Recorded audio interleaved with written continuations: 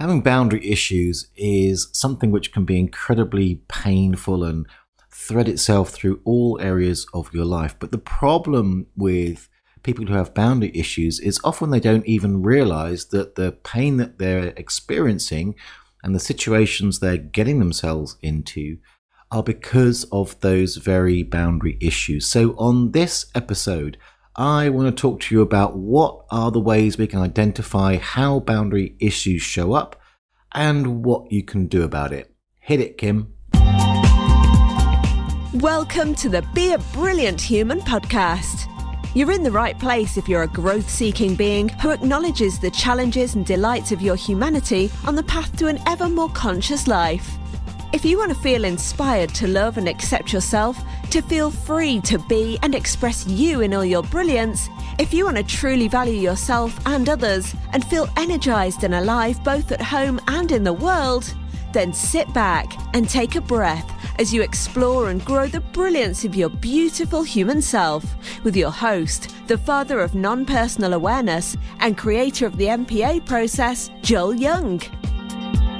Hello, and welcome to the Be a Brilliant Human podcast with me, Joel Young. This is episode 46. And this week, the cart is open on Boundary Bootcamp. Now, you may have noticed that I've been talking about boundaries over the last few episodes. It is a passion of mine to help people with poor boundaries. Why? Because I have historically had terrible boundaries.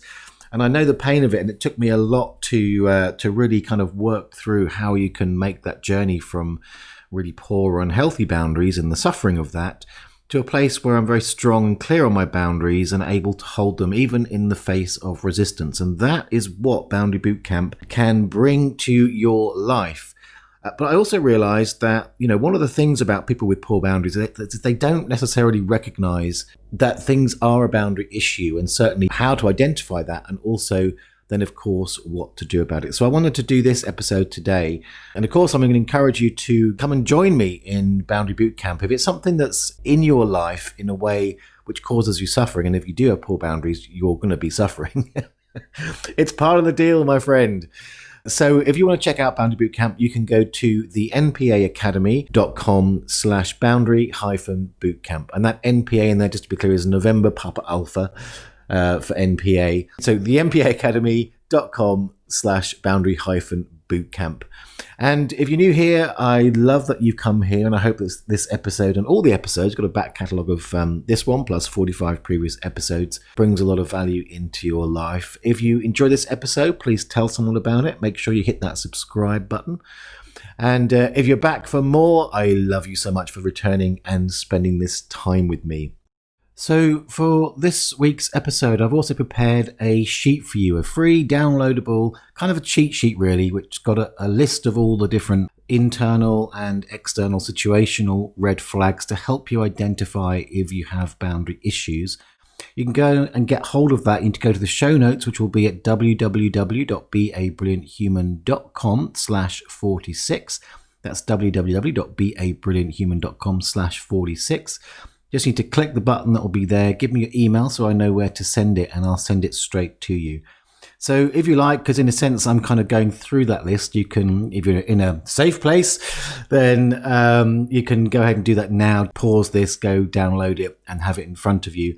Otherwise you can go back to it later. It's a great sheet to have anyway as a reminder of things to look out for in your life if you're someone who has boundary issues. All right, let's take a look at how to identify where you have boundary issues, and let's get into it.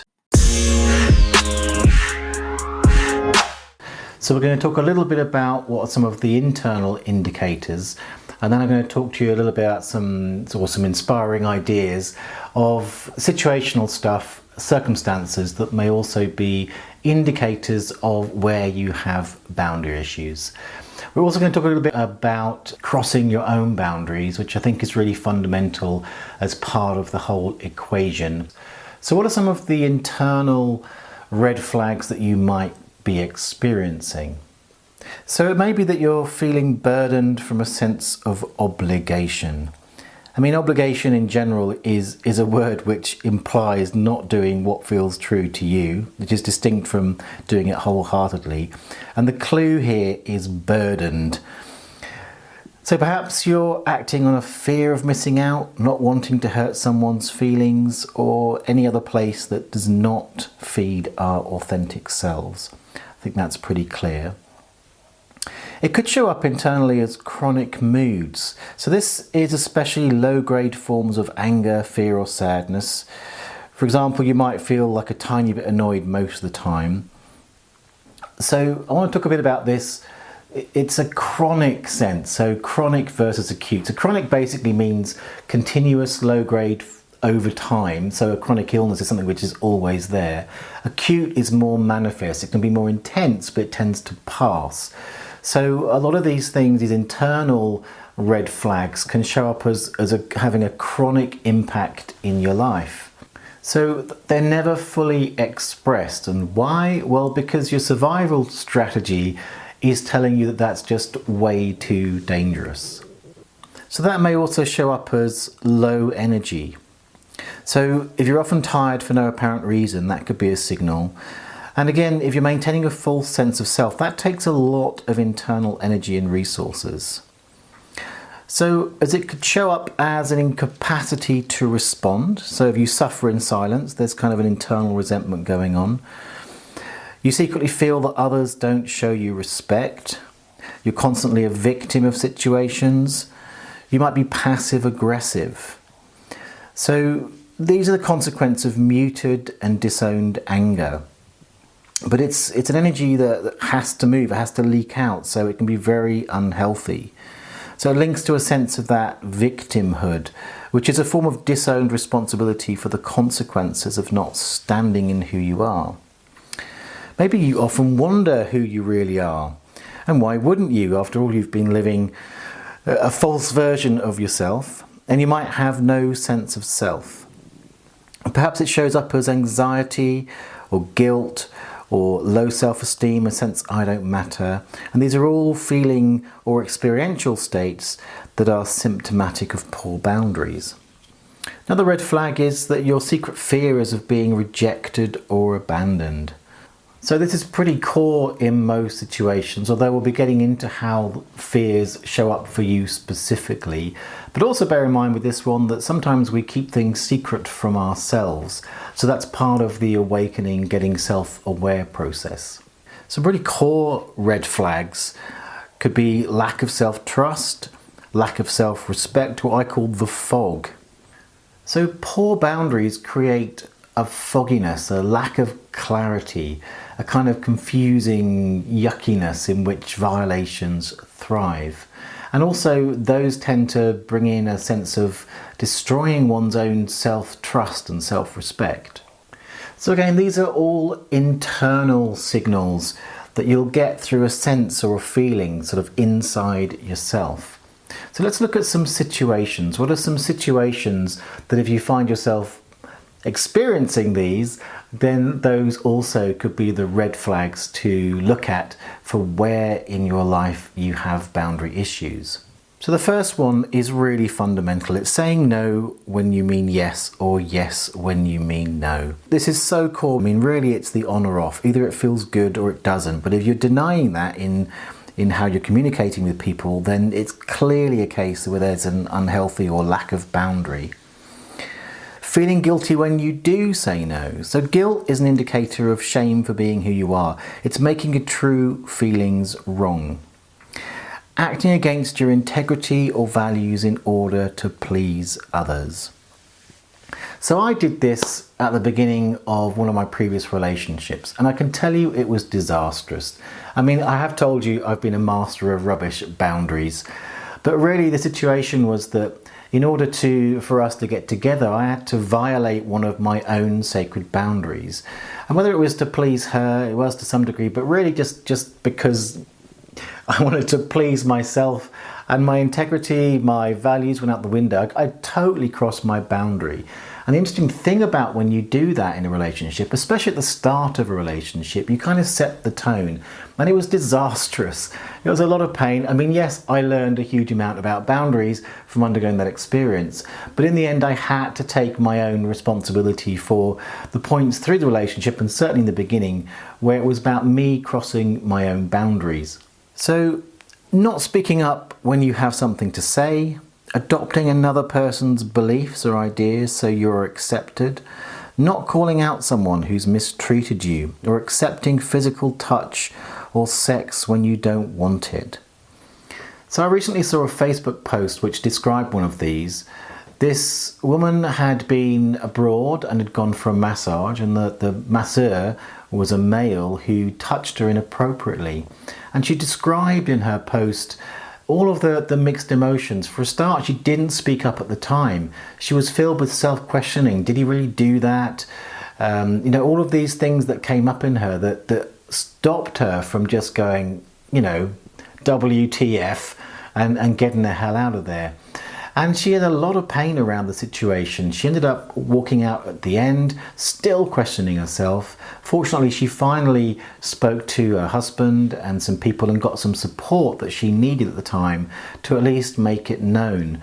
But again, that's a classic situation where something happens and you feel your whole body feels like it's wrong, especially with something like sexual touch. It's like, and yet we go, oh, I don't want to get him fired. I don't want to do this. All of these things just kick in when, with a really strong, honoured, healthy boundary, it would have been a very straightforward, call him out on it and just get the hell out of there and then let someone know.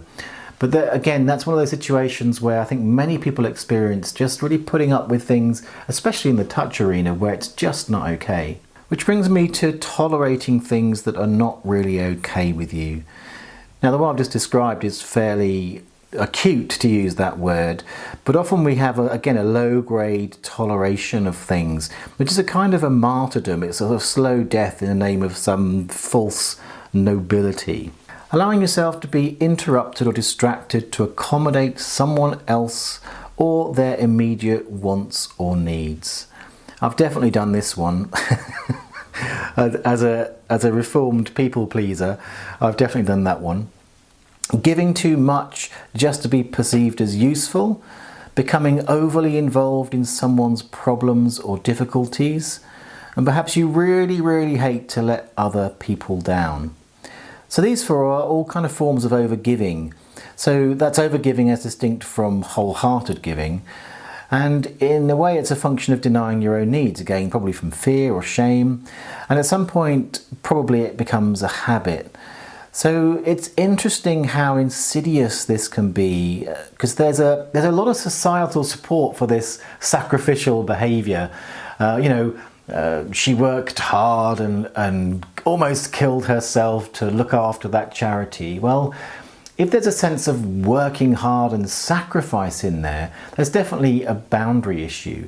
But again, the likes of Disney, have, especially around women, have created this sacred persona of the person that overgives and overgives and overgives. Again, I make the distinction, overgiving as distinct from wholehearted giving. But I think if you've got a poor boundary issue and one of your things is giving, then watch out, because that identity can be very seductive. It can actually be very difficult to let go of that, because there's a lot of societal kudos which comes from that sort of hardworking, overgiving Florence Nightingale syndrome.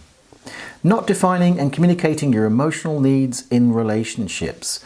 So unhealthy relational cycles can be fueled with that kind of assumptive and expectant communication.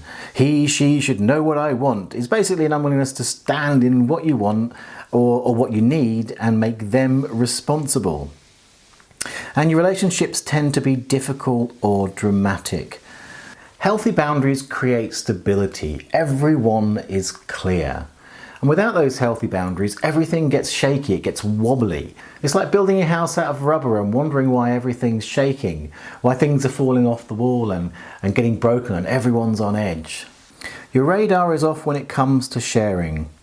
Sometimes people might ask you to share information and you don't really want to, but you find yourself sharing it anyway. Again, that's a boundary violation. You find decision making a real challenge. If you don't know where you stand and what you want, of course, decision making is going to be a nightmare. So let's have a little summary of, if I sort of generalize where these red flags lie, then it would be, we put other people's needs and feelings first. We don't know ourselves. We don't feel as if we have rights, and we believe that setting boundaries jeopardizes the relationship. So consider, he who does not listen to and respect what others feel violates other people's boundaries. He who does not listen to and respect what they themselves feel violates his own boundaries. So I really want to talk about crossing your own boundaries in a way that's at the core of much of the pain that we feel ultimately. When you violate your own boundaries, and if you've got poor boundaries, chances are you're doing this a lot, then it's the most erosive thing in terms of self-trust. So by crossing your own boundary, by violating your own boundary, it's a self-betrayal. Now, some of the things that I've done in my past in terms of allowing my boundaries to be crossed, in some level I had to understand that it was a matter of self-betrayal. That can be a bitter pill to swallow, especially if you look back at the list of red flags, including the sense of victimhood. There's kind of a juicy thing about being not responsible or being a victim of someone else's boundary violation, but fundamentally we're responsible for holding our boundaries. Remember that a healthy boundary is about really standing in and stating clearly what works for you and what doesn't. So it can get into a real loop when you begin to habitually violate your own boundaries. And that self-trust, that sense of being safe with yourself is ultimately undermined. So no wonder we end up living in a place where we don't have any self-trust. We don't feel safe with ourselves. It's like we've abandoned ourselves on such a regular occasion. And if you're in a relationship with someone who kept abandoning you, even if you weren't going to state your boundaries, at some point you just not feel safe in that relationship.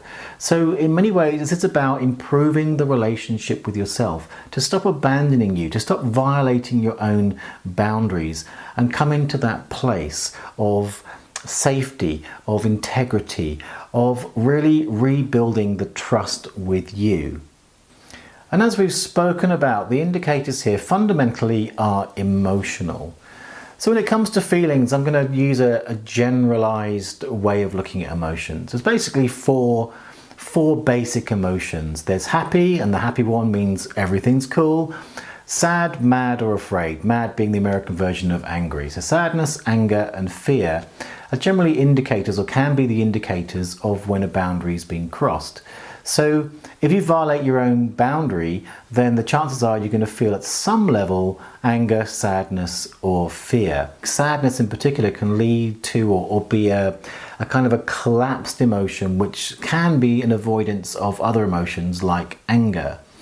So in a sense, also as an indicator here, or put it in the context of indicators, is a sense of that self-denial. So self-denial of what you want is a way that we violate our own boundaries.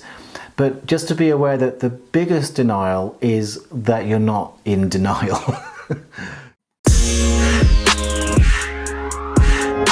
So if you haven't already, you can go ahead and download that cheat sheet, which gives you all those signs and signals. So you can have a good look at it and take yourself out of denial if you're in denial about those having poor boundary issues. And while you're there, and the link there is again www.beabrillianthuman.com/46. That's the numbers, not the words. And while you're there, then do check out Boundary Bootcamp. There'll be a link on that page as well, or you can go directly to the npaacademy.com/boundary-bootcamp. The cart is now open, and for 1 week until Sunday, so I'm recording this on the 11th of August, so on the 16th of August at midnight, there's an insane offer available to you. So make sure you go as soon as possible. Check out the video I've got on that page. And I really would love you just to sign up and come and join the program. Now, the program is a 4-week self-paced course. Well, self-paced, you take it week by week. But what I mean by that is you can do it as and when you require. So there's not specifically live calls to go with it, but there is a Facebook group to get support and have your questions answered. Plus, you can always ask me a question direct in the program once you're in.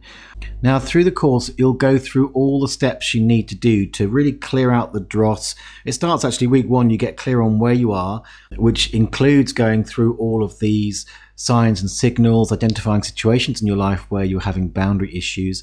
And then you untangle the knots in the second week, which is about doing that inner emotional work. Because I found that, when I was on my journey to healthy boundaries, I would have strong, healthy boundaries, or I would have an idea of what they were, but that inner sabotage would kick in all the time. And the other factor that would make me collapse on my boundaries was that, I could construct the sense of what the boundary was, but I didn't have a clear way to kind of lay it out and fully and congruently with absolute wholeness stand in that boundary in a way which was deeply internally empowered. And that's what you do in week 3 in the course. And in the final week, which was the other place, because I would fall down in all these different steps, is the week 4 is about communicating and holding those boundaries. So I give you some great language patterns and ways to say no, ways to communicate your boundary. And also because the world is one of those places that doesn't tend, the human world, tends to resist change, and there are all sorts of manipulation tactics and ways that people will kind of want to put you down, especially if you've been someone that is, historically sort of been someone who goes along or a people pleaser. When you start standing in your power, then these kind of societally normalized manipulation tactics kick in. So I take you through the 7 manipulation tactics you need to be aware of, not only just what they are, but what the game is, what people are up to, even if they're not fully aware of it themselves, and how to handle that in a way so you can really hold your boundaries. So again, I hope you get from today and what I've shared, and that you it's hard for me. I kind of, it's one of these things where I'm so passionate about it, and I've lived it, and the people that have been through it have really explained that there's a tremendous pain in having unhealthy boundaries. And as I said before, sometimes part of that survival strategy, part of that thing that we do to keep ourselves there, is we kind of deny the pain that is there. But it really can sap away at your self-esteem, drain your energy. I mean, again, one of those signs there is that sort of chronic sense of having no energy. It means it takes so much energy to suppress your wants, your needs, your sort of authentic inner truth, that you can end up using all of that energy and you have much less available for life. And when you do free yourself up, you have so much energy available. You're so clear. Your relationships can change in a wonderful and powerful way, because that clarity that comes from boundaries, it takes that fog away from relationship situations and that muddiness and that mistrust, and replaces it with a strong sense of clarity that really people do appreciate. The other thing that's interesting to me, I heard from a guy recently who went through Boundary Boot Camp, and he described to me a situation where he was having some tricky issues with boundaries with an ex, a recent ex of his, and he'd had an interaction with her, having kind of just gone through the Boundary Boot Camp course. And he described how proud he felt of himself, because he recognized that when he was in that interaction, whereas before it would have been messy and muddy, he would have betrayed himself and felt all churned up inside, and that sort of push-pull of guilt, and then the sort of the struggle to sort of be a people-pleasing kind of person. But he said he was so clear inside of himself. He had very clear yeses and nos. He knew exactly what it was that was right for him. And there were ways he could communicate that really well. And at times, he said to me, which I found fascinating, was he didn't even really need to communicate that much, because he was so clear. And in that energy dynamic with someone, that they kind of can really pick up the difference between someone who's kind of saying no but doesn't mean it or isn't fully connected to it, versus someone who's just really, really clear. And it's very difficult for someone else to actually get those manipulation hooks in, or to try and persuade you otherwise, or to push those boundaries when that energetic clarity is there. So that's one of the things that is great with Boundary Boot Camp, is that sense of self-esteem, that sense of pride that you can come out of when you've done the work to do it. So I'd love to get you inside. So make sure you go and check out the Boundary Bootcamp, www.thempaacademy.com/boundary-bootcamp. Watch that video, click the button, and take advantage of the offer before Sunday. And I will love to see you there. I've got some things coming up in the next couple of weeks I'm excited about, including an interview with my business mentor, James Lavers. That will be coming up in a couple of weeks. And so stay tuned. If you haven't already subscribed, please go ahead and do that. Thanks so much for being here. If you like what you hear, tell somebody. And if you think that you know people with boundary issues, tell them about the podcast. Tell them about the program. Tell them about the place they can go and visit it. And also, if you're listening early in this week and you're around this week, come check out my Facebook feed. I'll be going live every day this week. You can come, you can ask me questions. We're going to talk about different aspects of boundaries. And hopefully I can serve you in stepping out of that awful pain of having no boundaries and feeling like the kind of the words we use inside, it's pathetic. Like that's the ugly truth of how we speak to ourselves. But that sort of vulnerability to the sort of predators who prey on good people with no boundaries, and step into that pride that I just talked about, that sense of self-esteem, that sense of more energy with me. I'd love to help you. Go check out the program, and I'll see you next week. All that remains, as you know if you're a regular listener, is to cue the moo.